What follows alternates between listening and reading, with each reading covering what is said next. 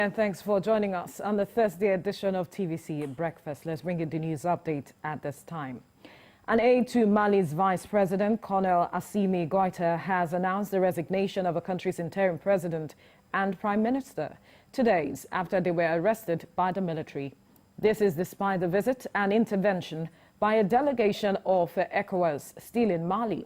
Now, the international community had anticipated that the arrest and detention of President and Prime Minister would lead to this, and this may lead to sanctions being imposed on the West African country. President Emmanuel Macron has described the political crisis as a coup within a coup.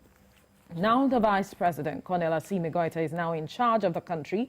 He also led the coup in August 2020 against elected President Boubacar Keïta. This may derail the 18-month transition to democracy, even though the military vice president has promised to continue with the transition government and conduct elections next year. He blames President Bardo for violating the transitional charter by failing to consult him about the new cabinet constituted on Monday. He is also accusing the government of not handling negotiations with trade unions well, which resulted in a nationwide strike. Now, strategy consultant Dikbo Oyewole joins me via Zoom to talk about developments in Mali. Dikbo, good morning. Thank you for joining us on TVC Breakfast. Good morning, Veronica. Now, you would recall that Kati military base is notorious for ending the rule of Malian leaders. Last August, was the military took President Keïta there and forced him to resign. And then the president this time around and the prime minister were also taken there. So did this resignation come to you as a surprise? Yes, it did, because you could tell that the resignation was forced, and I believe that the vice president, who is now the man in charge, needs to be called to order that, because that is his clear objective. He wants to be the man in charge. If he said that he had any issues with how they went about the cabinets and all of that, it's something you have a conversation with. That is part of what a democracy is. You don't get to have different coups within a coup. I mean, this is the second coup in 9 months. It's not even 12 months yet.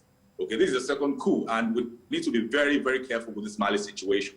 From the first coup, I've said this, that we need to be very careful, because Mali is another nation on the continent that has a very strategic location. I mean, it borders like 7 nations.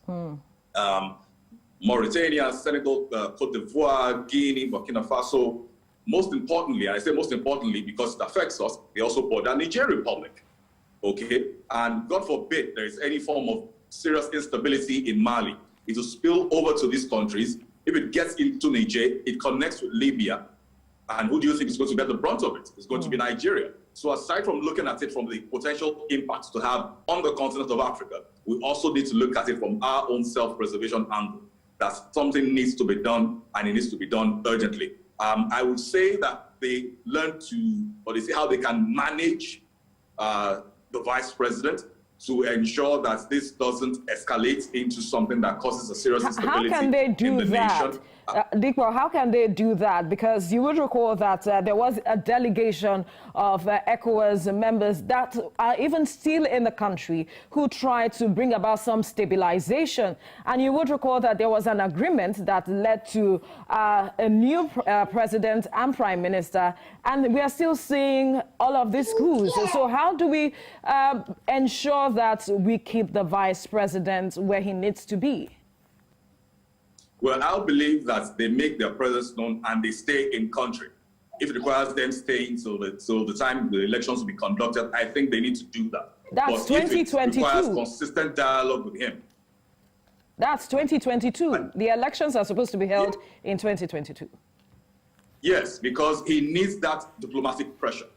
He needs the diplomatic pressure, or else we find out that 2022 comes and then we're back here again, that the elections don't hold, and then he comes up with another excuse, and then he's another dictator for another 2 decades.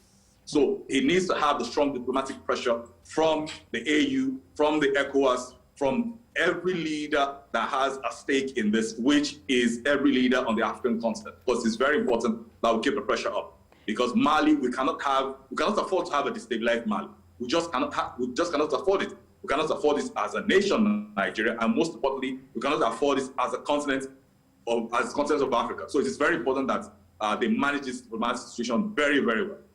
But do you see that strength coming from AU, ECOWAS to ensure that they can pressurize this vice president? Can you see that from their body language and all of what is happening, even across West Africa? Have they proven that they have that strong diplomatic presence? Unfortunately not, okay? Unfortunately not. In the last couple of years, we've been complaining about the AU and how they've been choosing to conduct their business.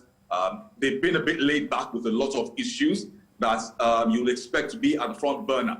But I believe that with what we're talking about now, talking about that we do not want a destabilized Mali, I would expect that they approach this with some sense of urgency and some sense of responsibility, and also see how they can address these issues with a lot more vigor, as opposed to how they've been handling other issues before. Because either they like it or not, what affects Mali affects everyone on the continent at this point. So yes, with the track record in recent times, I would say that I'm not necessarily optimistic, but frankly speaking, they are our only option. They are our only option, and we just have to hope that they can get this job done by putting a lot of diplomatic pressure on him. And when you're talking about diplomatic pressure, paint us a picture of what you're talking about beyond the conversation and being there. I mean, if it requires having weekly meetings with him to ensure that things are on track, so that this is why I think that he would agree to that. You remember that the first coup that happened 9 months ago, right, it was approached as a move for the people, even though it was done by the hands of the military. Yeah. So I believe that he still wants to have that sort of legitimacy of government and of purpose. So if that requires him to appear to be transparent, I believe that he would want to accede to that. So if it requires having a small delegation in country that would have weekly meetings with him to get updates on what he intends to do, how he's running the government, and how he's working towards having the elections in 2022, I believe that he should be able to assent to that, and he should be giving strong conditions as well. But it is important that we do not want any military intervention in Mali. I'll keep emphasizing it. We do not want any serious instability in terms of security in Mali.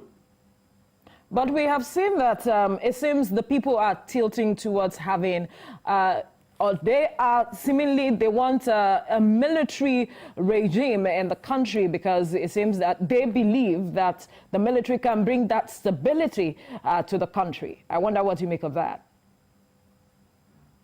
So I would ask that, how did we come about that? Was there a consensus made, or is it a conversation from a pocket, a handful of people, maybe put on camera?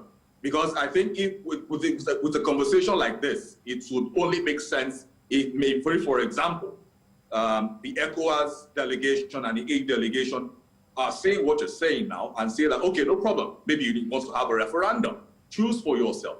Do you want a military government, or do you want a civilian democratic government? Let the people choose for themselves. Let the process be transparent. Let the ECOWAS and the AU delegation, let them have people on ground to ensure that the referendum is done very well and it is done fairly and in a transparent manner. But why I am saying this, sorry to cut into your line of thoughts, is the fact that the people had high hopes when Ibrahim Boubacar Keïta was there.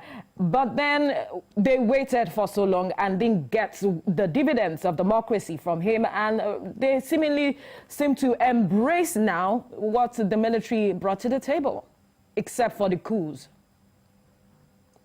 Yes, so it is usually like that. You'd agree with me that so having a change of guard in that sense, now it looks good.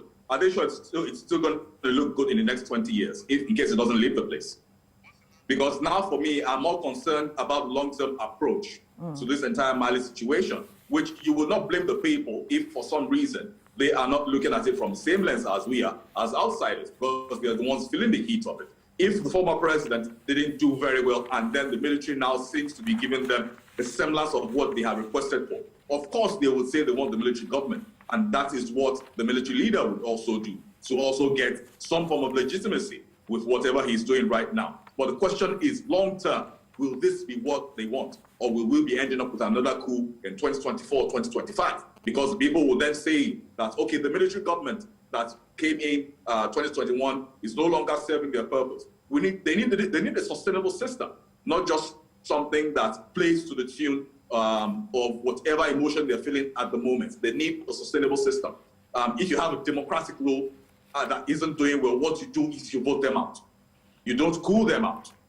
You vote them out. That is what you do. So I think that from a country that has had a democratic process in place up until a few months ago, I think that they need to go back there and see how they can get their country together.